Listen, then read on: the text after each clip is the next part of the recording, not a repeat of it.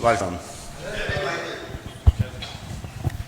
Azhar, reuse pitch इस्तेमाल करने के पीछे क्या स्ट्रेटजी है, और समझते हैं कि ये अगर खुदा न खास्ता बैकफायर कर गया? नहीं, देखें, आपने 20 विकेट्स लेनी है। वी थॉट कि हम किस तरह 20 विकेट ले सकते हैं, तो आई थिंक कि जो पिच को यूज़ करना है वो ये उसके पीछे यही था कि हम कैसे जो है ना 20 विकेटें ले सकते हैं। आई थॉट कि अगेंस्ट इंग्लैंड अगर हम स्पिन के साथ जाते हैं, स्पिन डोमिनेट करते हैं, तो वी गॉट चांस के 20 विकेट लें। अजहर भाई इधर अस्सलाम वालेकुम। अच्छा अजहर भाई, पिछले 3 टेस्ट से हमने देखा है जब से ये सेटअप आया, आप लोगों ने ज़रा सीम फ्रेंडली विकेट्स बनाने की कोशिश की है। स्क्वायर्स के ऊपर भी घास छोड़ा है, पिचेस के ऊपर भी घास छोड़ा है जहाँ छोड़ा जा सकता था। तो अब एकदम से बिल्कुल ही डिफरेंट 180 डिग्री अप्रोच डिफरेंट हमने देखी है। तो ये कहीं पे एडमिशन है इस चीज़ का कि पिछले 3 टेस्ट में जो अप्रोच थी वो सही नहीं थी? नहीं, ऐसा नहीं है, क्योंकि हमारा क्लियर प्लान था कि हमने बांग्लादेश के साथ कैसी पिचेस बनानी है और ये वाली जो है इंग्लैंड की सीरीज़ में हमने किस तरह जाना है। तो हमारा अप्रोच यही थी कि हम लोग उनके ख़िलाफ़ जो है ना सीम पेस पे जाएंगे और इंग्लैंड के ख़िलाफ़ हम स्पिन पिचेस बनवाएंगे। हमारे पास सर्कमस्टांसेस, अगर आप पिछली पिच भी देखें तो उसके ऊपर वो था, लेकिन हमारी जो इंस्ट्रक्शन थी वो यही थी कि बॉल स्पिन होना चाहिए। अगर आप देखेंगे जो टेस्ट मैच हुआ है वो ये था कि हम ये चाह रहे थे कि सेकंड डे के बाद जो है ना बॉल स्पिन हो, लेकिन आपने देखा कि 5वें दिन तक भी बॉल उसके ऊपर स्पिन नहीं हुआ।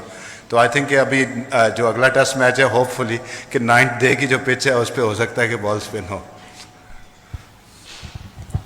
अजहर भाई, एकदम से पाकिस्तान के पेस अटैक से सारे तजुर्बाकार पेसर से बाहर बिठा दिए गए और बैटिंग में बाबर आजम को भी, तो आपको नहीं लगता कि बिल्कुल टीम यकसर बदल गई है और एक मैच भी हारी हुई है?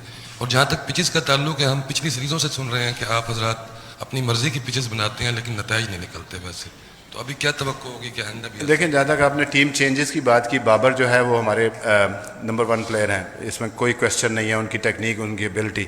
और अगर आप देखें कि पाकिस्तान की FTP देखें कि इतनी ज़्यादा क्रिकेट आ रही है, तो उसकी वजह से जो है ना आई थिंक कि सिलेक्शन कमेटी ने ये डिसाइड किया है कि this is the best time to give Babar और रेस्ट, और वो फ्रेश होके आए, क्योंकि इसके बाद आपको पता है हमने ऑस्ट्रेलिया भी जाना है, जिम्बाब्वे एंड साउथ अफ्रीका का टूर है, तो वो बहुत इंपॉर्टेंट था। और जहाँ तक आपने बात की कि फास्ट बॉलिंग, अब जाहिर सी बात है कि अगर आप पिछला कुछ रिकॉर्ड देखें, हमें आप ये देख लें कि 3रा टेस्ट मैच है जब से हम ये नई मैनेजमेंट आई है, उससे पहले भी हम स्ट्रगल कर रहे थे कि हमने 20 विकेटें कैसे लेनी है, पेस पे भी जो है ना। तो ये सोचा कि स्पिन में हमारी ज़्यादा ऑप्शन है, तो इस वजह से हमने वो किया। उसमें भी कुछ निकल से नसीम को कुछ निकल था, और शहीन जो है ना काफ़ी सारी क्रिकेट खेलते हुए आ रहे थे, तो ये डिसाइड हुआ कि उनको रेस्ट दिया जाए।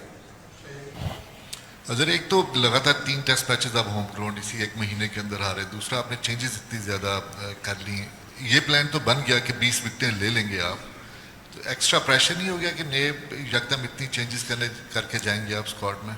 देखिए, आप अगर आप उसमें देखें कि स्पिन बॉलिंग की चेंज एक ही है, मतलब अगर आप स्क्वाड की अगर उस बात करें तो बाबर की जगह जो है कोई बैट्समैन खेलेगा। वो शाम तक टीम जब सेलेक्टर्स जो है वो कर देंगे तो आपके सामने टीम आ जाएगी। तो बैटिंग में तो आपका ऑलमोस्ट सेम बैटिंग लाइनअप होगा apart from Babar. And then the spin में जो है ना कि आपके पास फास्ट बॉलर की जगह आपके पास स्पिन ऑप्शन आ जाएगी। तो इसमें मेरा नहीं ख्याल कि हम कुछ ऐसी चीज़ चेंज कर रहे हैं कि जिससे कोई प्रॉब्लम हो। अजहर, हमने देखा है कि बाबर आजम माजी में हमारे लिए पाकिस्तान के लिए बहुत सर्विसेज दे चुके हैं, तो अभी जब उनको हम आराम देने या ड्रॉप करने जा रहे थे, क्या उनसे कोच और कप्तान ने या सिलेक्शन कमेटी ने उनसे भी कोई मुशावरत की थी या उनसे भी कोई बात की गई थी इस बारे में? देखें, जो ड्रॉप नहीं किया गया, रेस्ट दिया गया है, और मैनेजमेंट भी ये समझती है, और काफ़ी, क्योंकि मेरे साथ बाबर काफ़ी क्लोज हैं, तो यही था कि काफ़ी कुछ, बिकॉज वो पिछले 2-3 महीने से काफ़ी कुछ जा रहा था। तो आप मेंटली जो है ना, आप बेशक कहें कि मैं जितना मर्जी स्ट्रांग हूँ, लेकिन बैक ऑफ द माइंड जो है वो चीज़ें आपके दिमाग में चीज़ें आती हैं।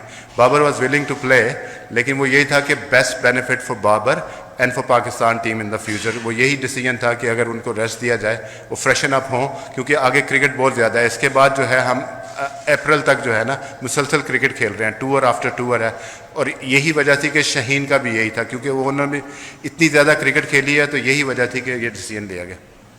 मज़हर भाई, इस टेस्ट स्क्वाड के अंदर काफ़ी फ्रेशर्स नज़र आ रहे हैं, तो आप इन फ्रेशर्स के लिए क्या समझते हैं जो डोमेस्टिक में परफॉर्म करके आ रहे हैं? कितनी बड़ी अपॉर्चुनिटी है अपने होम ग्राउंड पे इंग्लैंड जैसी टीम के अगेंस्ट, और ये कोई प्रेशर तो नहीं फील करेंगे स्पेशली विद योर मैनेजमेंट?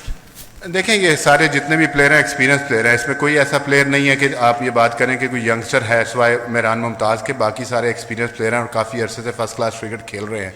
तो आई थिंक कि मेरा नहीं ख्याल कि आई थिंक कि अगर आपको किसी को खिलाना है तो बेस्ट ऑप्शन होती है कि आप अपने घर में खिलाएं जिन पिचेस पे वो यूज्ड टू होते हैं। तो आई डोंट थिंक कि ऐसा कोई प्रेशर होगा। अजहर भाई पहले टेस्ट में से पहले ये बातें हो रही थी कि मुल्तान का जो गर्म मौसम है वो पाकिस्तान टीम के लिए बेनिफिट होगा, लेकिन देखा ये गया कि उन्होंने तो 800 से भी ज़्यादा स्कोर किए हैं, तो अब तो मौसम में थोड़ी बेहतरी आई है, इस हवाले से क्या कहेंगे?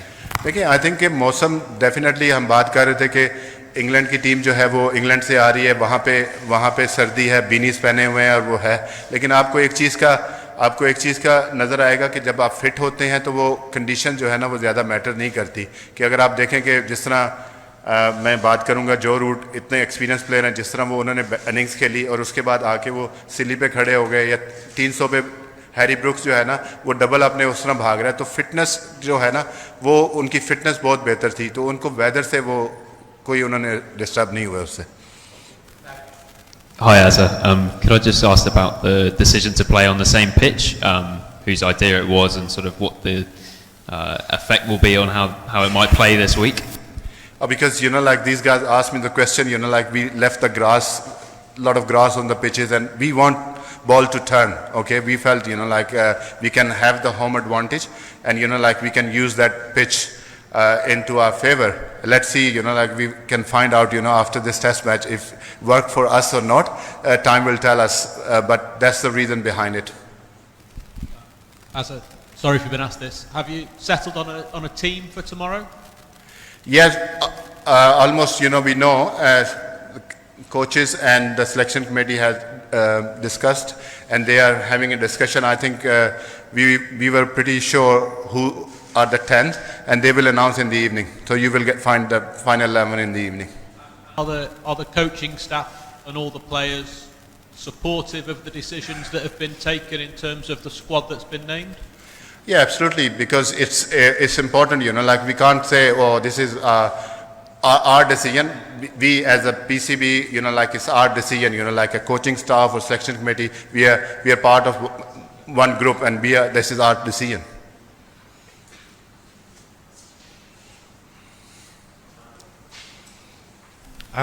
Just the new players who come into the squad, the debutants, people who might be making their debuts, could you just introduce us to them a bit?